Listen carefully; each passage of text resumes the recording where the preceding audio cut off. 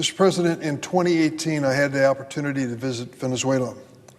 It was a once prosperous, albeit imperfect, democracy suffering from terrible economic and political decline. I told then President Maduro that if he rigged the upcoming election, Venezuelans would be even more isolated and endure further unnecessary suffering. It didn't stop him for a minute.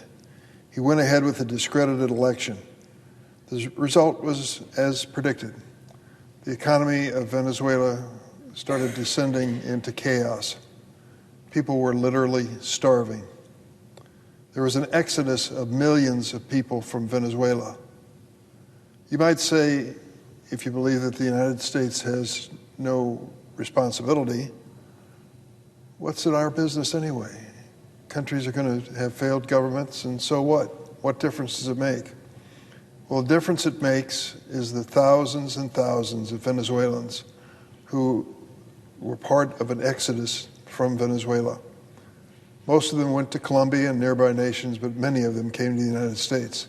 I know, I met them.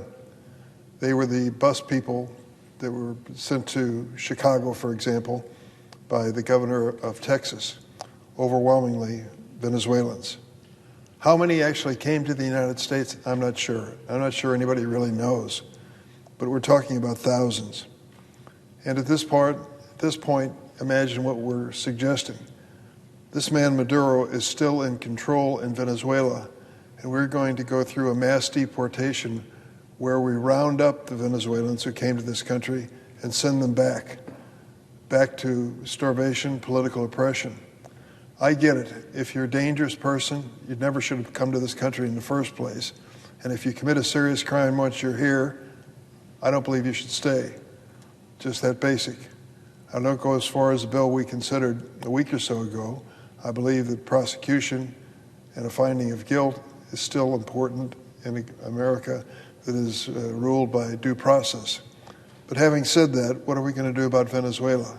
The same man's still there, and there have been not one but two rotten suspect elections in the time since I've been there. Last July, for example, Venezuela held another presidential election during which the regime arbitrarily blocked leading opposition candidates from the ballot and tried to undermine the electoral process.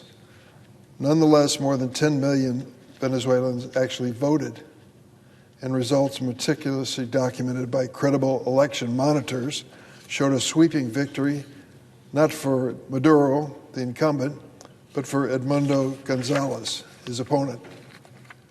I was glad to see that one of the newly confirmed Secretary of State Rubio's first calls was to President-elect Gonzalez, who actually won the election.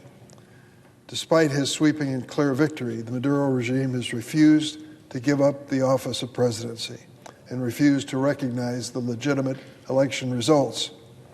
The Maduro regime announced that it had won, actually, not true, arbitrarily arrested thousands of opponents, issued an arrest warrant for Gonzalez, which is becoming a common trick by these dictators, and refused to swear him in on Inauguration Day.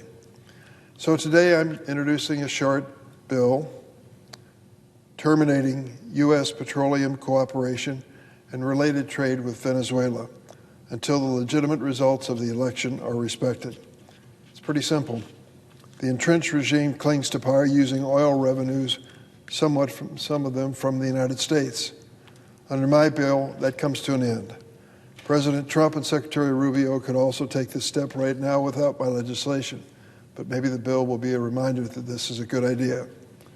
Lastly, I appeal to our democratic allies in the region, including the democracies of the Caribbean, to stand resolute in defense of a sweeping and clear vote by their exhausted Venezuelan neighbors. They cannot sit idly by for another 6 years of regime-inflicted suffering and collapse in Venezuela.